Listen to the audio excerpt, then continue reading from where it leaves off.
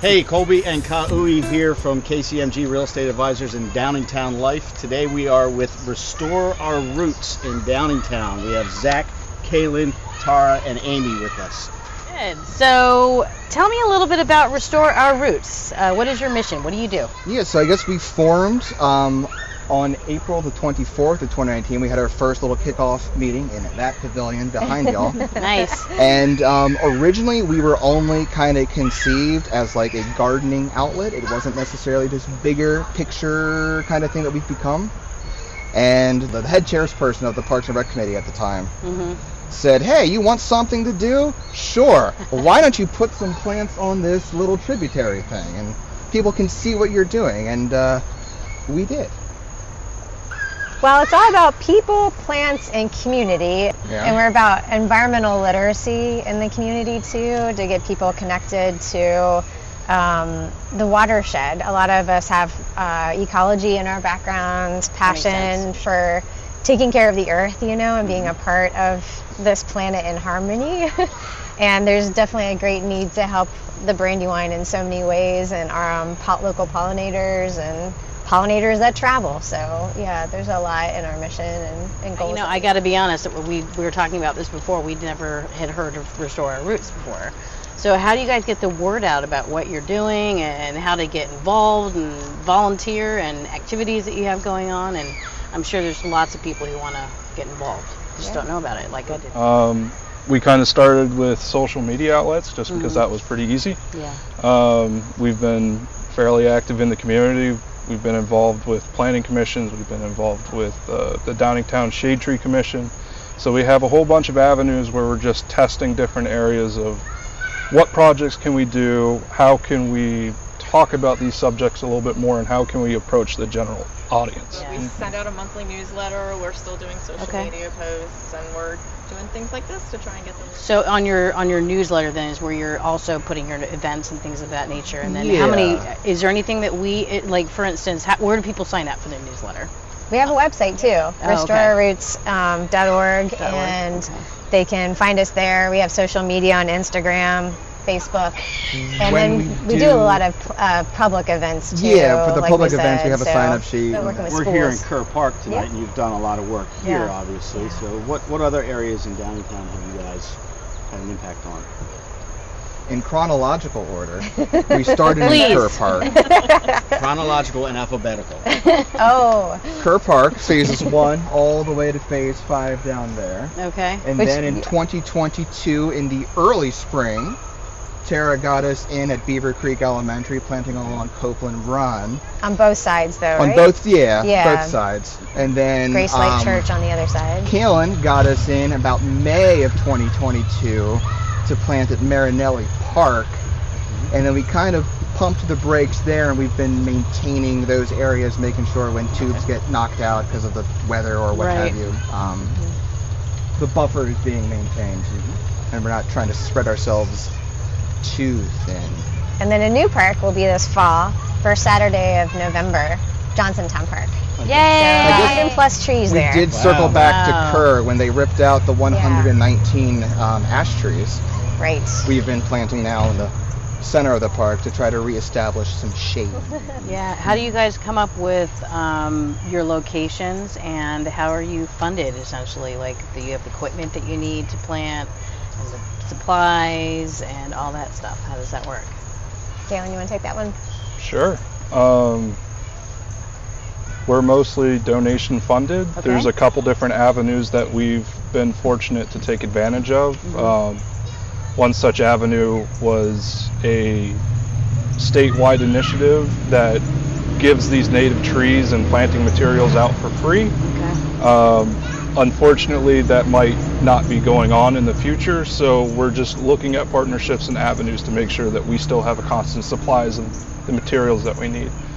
And a lot of the planting materials like shovels or augers or stuff like that, Public Works has been nice enough to offer out those sort of materials, or we just ask that volunteers bring their own. So pretty much all the plants that you see around here, anything that we've had a hand in, is all volunteer planted. So the need for a machinery and contractor is just really not there. Yeah. Okay, that's something that you could use some support for, don't you think? Absolutely. Yeah. So how many trees are here? Because I see like a lot. There's a lot of tubes. About 340. Really? That you guys have planted, like That we have planted, not including replants. Ida wiped out Right. a huge chunk Okay. a few years ago, and sometimes things get hit by weed whackers, or there's a miscalculation in maintenance. But Yeah. I think there's about 340 standing tubes. And not we have shrubs including- out here too. Yeah. So, Okay. yeah. So some of it's like you'll see smaller ones like the hackberries here. So. And that's not including like the bigger trees planted off in the distance to try to reestablish that shade. And I know you mentioned about invasive species and native species, and so what's the process that you go through, and what's the importance really behind having less invasive species in a park? So the big one is giving the native stuff room to grow. Invasive plants by virtue, and mainly that's what we're concerned with, because that's the one thing we have somewhat of a semblance of control over. Invasive plants usually carpet an area, it becomes a monoculture. It's just one species of plant or maybe 3 species of plant, and there's really nothing happening underneath it. So one of the biggest things to do is, as we're removing those invasive plants, and usually that's as simple as coming back and cutting it to the base every year, just cutting it flush with the ground. Or in the case of some of the vines or more herbaceous stuff, it's hand pulling it. Yeah. It's just trying to give a little bit of a foothold for those native plants that we want to come in and establish. And typically why we even want to plant native in the forefront is it gives us a little bit of a buffer if something were to go wrong. Like we already mentioned about ash, right? So one of the main strategies to try to counteract whatever might come down the line is to plant a whole bunch of different species, get them established, and just try to make sure that your growing windows overlap with everybody's needs. Whether it's butterflies, whether it's birds, whether it's small mammals, regardless. Try to cover all of your bases so that way you're hedging towards the future. How do you know when to do all these things?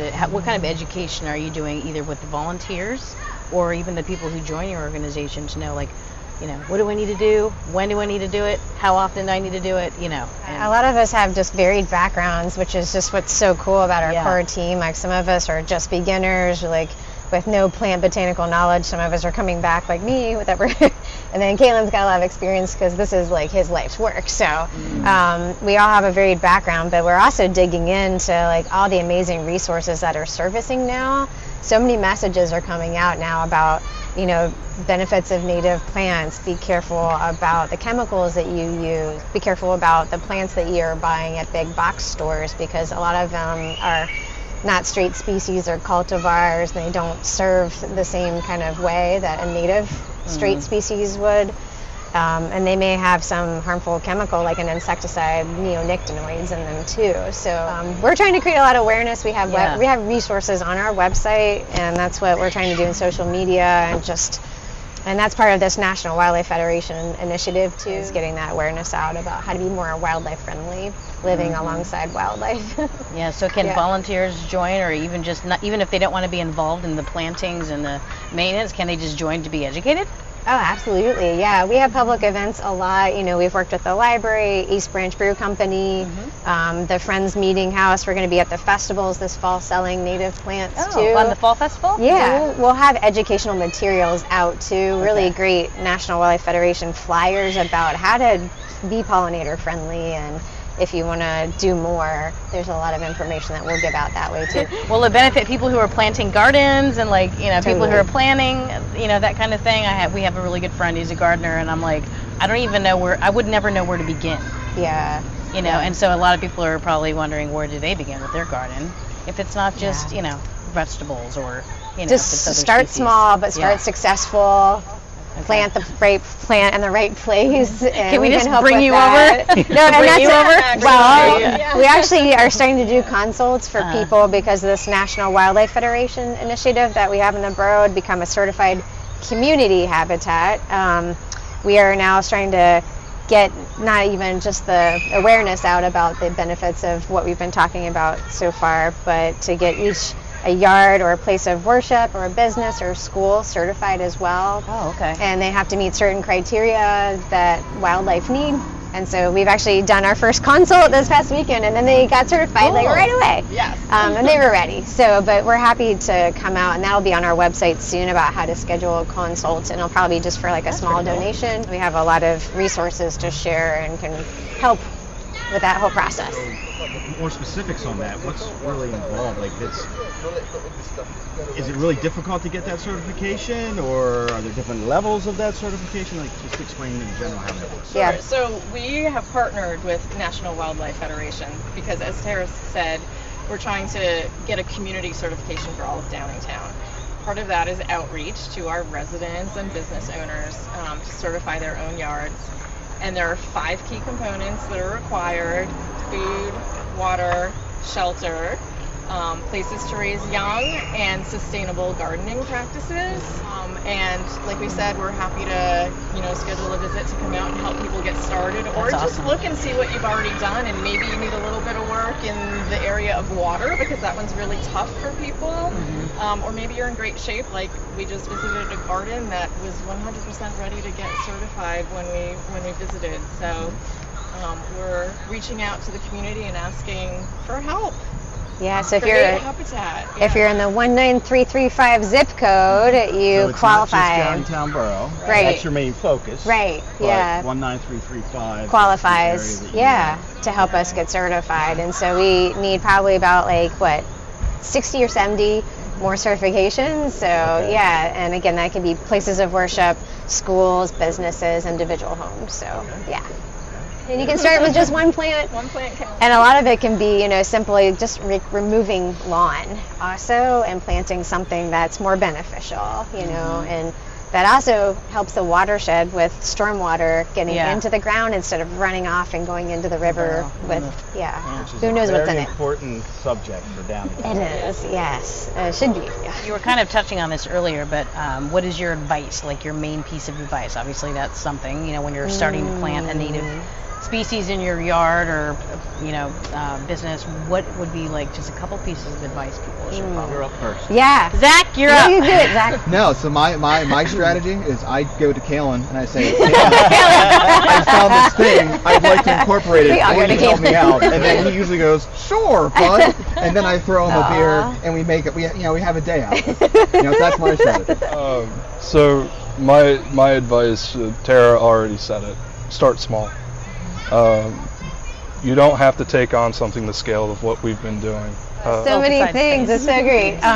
Well, I guess I'll turn it to what I personally have been through in my journey with this, because I thought my yard was not going to even be a candidate, but then I was like, oh, I could remove. I had a small little sidewalk that I wasn't using, and that was heavy, but I unearthed that and made a bigger bed just out my front porch, and I filled it with probably 25 different species. Just for fun to try it out. I went to different native plant sales and I was like, oh, what's this one gonna do? But the most exciting part is that I've seen life return to my yard. And then now when I see different pollinators, whether they're insects or maybe a salamander or a frog that I never had before, I'm like, Oh, my yeah, God, that's it's awesome. so worth right, this, right. Yeah. You're like, yes, it's working. And it's it is working. Just enjoy it and think of it as a fun journey. So I would say plant keystone species, especially if you don't have a lot of room, because a lot of the borough yards don't have tons of yard space. So Right. if you find a keystone species, that is a plant that's critical for supporting the food web. So it supports the greatest number of Lepidoptera. That's my big science word for the day. Lepidoptera. Everybody say it. Lepidoptera. Caterpillar. Got it. Thank you. So yeah, if you can pick a keystone species, which for our area, oak tree, if you have room for an oak tree. Cool. I have a question about education now that I see all these little kids around here. That's a Yeah, really, I think that would be a really fun activity, but also just very educational to have children, education for children, right, on how to do that. Do you guys have anything like that yet, or are you really focused on just getting off the ground with these larger projects? Well, the event that we have tomorrow night is at Beaver Creek Elementary, kind of proper perfect. as our base camp. but we'll work on both sides of the creek, and Yeah. we're bringing in families to come to love that. educate them, and we've tagged the trees. So you see this tree shelter right here. Yeah. For our trees and shrubs that we planted out there, we have a tag, and we put a number on it, and we put what species is and like a picture of its leaf and bark, so that the teachers at that elementary school can bring the students out and they can check on the baby trees, make sure they're okay, maybe take data if they want to. So we've tried to weave it into their lessons. Absolutely. And we work with Eagle Scouts, and we sometimes have volunteer needs from high school students that want some volunteer time, and we'll take time for that too. Yeah, You were talking about the events. So when are the events? Like the next few events? But check out our social media, and our events page on our website has all the information, and some ask for an RSVP, but they're all free. Yeah, every yard counts, every space in the borough, everywhere. You can make a difference for pollinators and for the watershed. So we hope you can enjoy it.